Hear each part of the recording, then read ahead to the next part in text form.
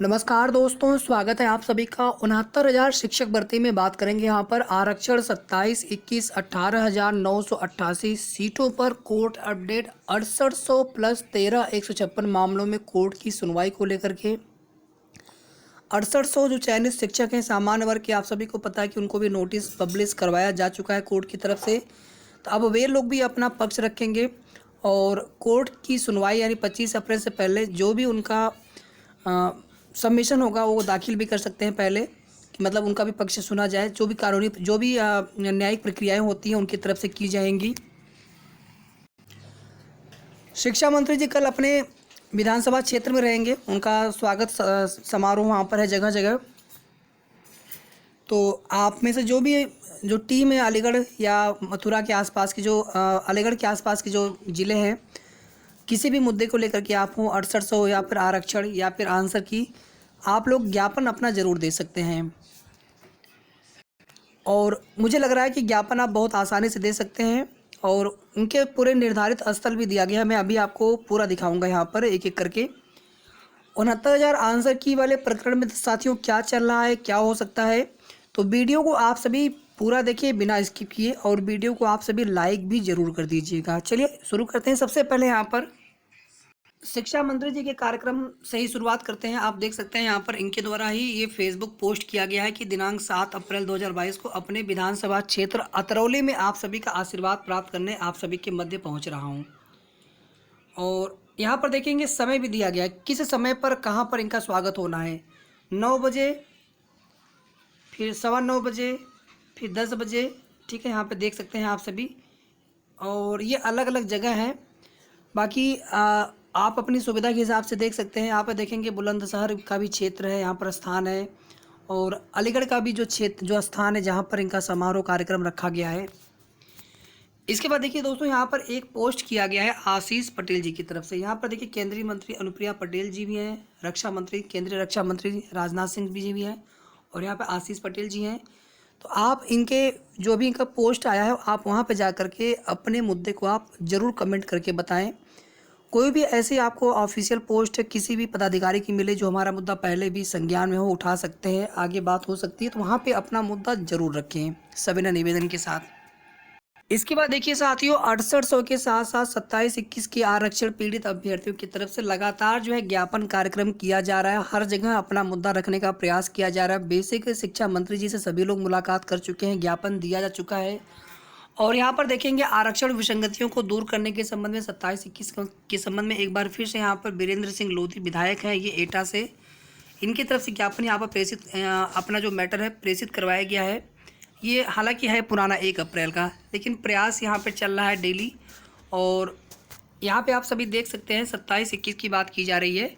और राष्ट्रीय पिछड़ा वर्ग आयोग की रिपोर्ट बिंदु संख्या 10 के सहित कोर्ट में जो भी मैटर है, और यहाँ पर देखेंगे स्पष्ट रूप से 18,598 सीटें ओबीसी के लिए होंगी। और अभी जितनी सीटें मिली हैं 2637 सीटें यहाँ पर मिली हैं। और टोटल आप देखेंगे ओबीसी एससी का मिला करके 18,988 सीटें यहाँ पर कम हैं विसंगति के हिसाब से अगर देखा जाए। साथियों, हमें किसी का विरोध नहीं होना चाहिए। देखिए, मैं ये बार बार निवेदन करता हूँ कि 6800 के साथ ही तो आप 27, 21 का विरोध न करें। वे भी अपने आरक्षित पीड़ित भाई बहन हैं जिन्होंने कितना धरना, कितना संघर्ष किया होगा। आप लोग भी पीड़ित हैं, आपका नाम चयन सूची में आने के बाद भी आप सभी का चयन नहीं हो सका है। लेकिन हमें बाकी साथियों के बारे में भी ज़रूर सोचना चाहिए कि अगर न्याय की अगर 1% भी गुंजाइश हो तो उसे हमें 100% में कैसे कन्वर्ट किया जाए, उसके लिए क्या रास्ते हो सकते हैं, किस प्रकार से हम प्रयास कर सकते हैं आगे के लिए।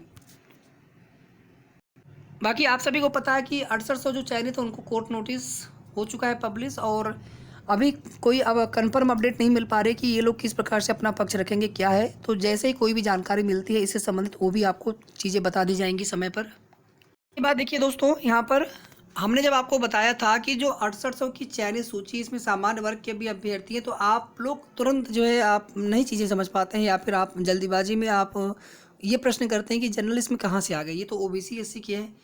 जबकि आरक्षित वर्ग में ही एसटी छोड़ दीजिए, एसटी नहीं थे, एसटी के अभ्यर्थी ही नहीं है, लेकिन ओबीसी के अभ्यर्थी हैं जिनका चयन नहीं हो पाया, एससी के हैं, और दिव्यांग अभ्यर्थी, या हम ऐसे कह लें कि विशेष आरक्षित वर्ग, स्पेशल रिजर्व कैटेगरी, तो इनके भी जो छात्र थे और जिनके गुणांक उतने थे जिनका ओवरलैपिंग हो सकता था, नहीं हो पाया।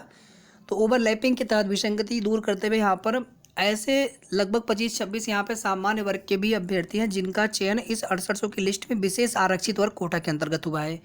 बाकी इसमें ओबीसी एससी के भी हैं जो विशेष आरक्षित वर्ग के अंतर्गत हैं, और एक तो प्योर ओबीसी प्योर एससी जो अपने कोटे के अंतर्गत इनका चयन हुआ है। तो ये कुल मिलाकर के लिस्ट यहाँ पर है। तो यहाँ पर मेरा निवेदन ये था कि जो सामान्य वर्ग के अभ्यर्थी, आप भी एक मतलब अपने स्तर से प्रयास करिए, क्योंकि ये संघर्ष की लड़ाई सिर्फ ओबीसी एससी साथियों की नहीं, आपकी भी है, आपको भी प्रयास करना चाहिए। और बाकी जो अन्य विशेष आरक्षित वर्ग के साथी हैं ओबीसी एससी के भी हैं, या जो केवल ओबीसी एससी के कोटे के अंतर्गत 6800 के चयन सूची में नाम आया, सभी को यहाँ पर सम्मिलित होकर के प्रयास करना होगा। धरना लगातार जारी है दोस्तों, और हमें उन भाइयों बहनों को भी नहीं भूलना चाहिए जो 7 महीने तक धरना प्रदर्शन किए। हालांकि बहुत सारे हमारे मित्रों का चयन नहीं हो सका, और 27-21 की मांग अभी भी उसी प्रकार से जारी है दोस्तों। 6800 तो मिल गया हमें, लेकिन यहाँ पर हमें अभी और भी सीटें चाहिए, और उम्मीद तो पूरी नहीं दोस्तों, 100% उम्मीद यहाँ पर है, लेकिन प्रयास चलता रहेगा। बस हमारा निवेदन इतना है दोस्तों कि हमें मिल करके आगे की लड़ाई लड़नी है। 6800 को नियुक्ति कैसे मिल सकती है, जल्द से जल्द इस पर भी कार्य किया जाएगा, और प्रयास चल रहा है लगातार। बहुत सारी जो रणनीतिक चीज़ें हैं वो की जा रही हैं, सभी अपने अपने स्तर से प्रयास कर रहे हैं। और 25 अप्रैल को दोस्तों, अगर यहाँ पे देखिए सरकार चाहे, गवर्नमेंट के ऊपर होता है, सरकार चाहे अगर यहाँ पर, तो एक दिन का काम है, सारे मामले जो है हल हो सकते हैं। सरकार नहीं चाहेगा तो इसी प्रकार से कोर्ट में हम लोग आपस में उलझते रहेंगे। सरकार यहाँ पर अगर कोशिश करे, चाहे, और उन्हें पीड़ितों को न्याय देने में क्या दिक्कत हो रही है। आपको 1,37,000 भर्ती पूरी करनी है, आपके पास तो सीटें भी तमाम खाली रह गई हैं 68,500 की, आपको कोई दिक्कत कोई समस्या नहीं होनी चाहिए। जो 68,500 की भी 5% रिजर्वेशन पा करके अभ्यर्थी हैं उनका भी चयन करिए आप, तो भी सीटें बचेंगी। चाहे तो सबका यहाँ पे समायोजन किया जा सकता है, लेकिन यहाँ पर वही है दोस्तों ना कि हम आप यहाँ पर तो सोच लेते हैं, कोशिश कर रहे हैं, मांग करते हैं, उम्मीद करते हैं, लेकिन गवर्नमेंट कितना संवेदन के साथ हमारे मुद्दों को, हमारी पीड़ा को समझता है, ये यहाँ पर मुद्दा है। और यही वजह है दोस्तों, यहाँ पर जो है हम सभी परेशान हैं, पीड़ित हैं, लेकिन यहाँ पर कोई कार्य या कोई भी न्याय जो मिलना चाहिए था अभी तक पूरी तरह से वो नहीं मिल पा रहा है। सबसे बड़ा आश्चर्य दोस्तों यहाँ पर ये होता है कि 1 अंक आंसर की में मिलता है अभ्यर्थियों को, लगभग यहाँ पर 700 के आसपास अभ्यर्थी हैं, और इनका चयन नहीं हो पाया 69,000 शिक्षक भर्ती में।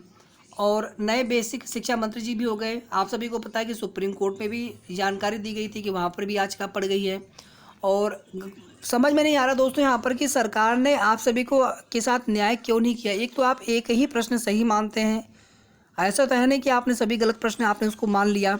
एक प्रश्न आप बड़े मुश्किल से मानते हैं, उसमें भी 25/8/2021 के पहले के जो याची हैं उनको ही लाभ देने की बात की गई थी।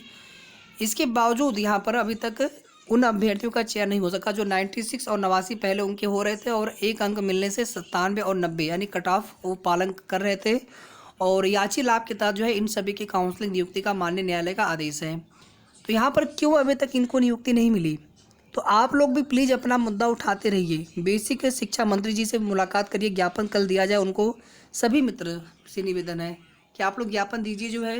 बाकी हमारे तरफ से मैं भी ट्वीट करता रहता हूँ आपके मुद्दों को लेकर के, और आप लोग रीट्वीट भी एक दूसरे को करते रहें। जब भी कोई ट्वीट करते हैं तो मुद्दा रखें तो सॉलिड से रखें, वो मुद्दा हमारा हाईलाइट होना चाहिए, पहुँचना चाहिए, और करते रहेंगे संघर्ष साथियों जब तक कि न्याय नहीं मिल जाता है। और देखते हैं कि सरकार कितनी जो है यहाँ पर संवेदना के साथ हम सभी पीड़ित अभ्यर्थियों के साथ न्याय करती है और कब तक करती है।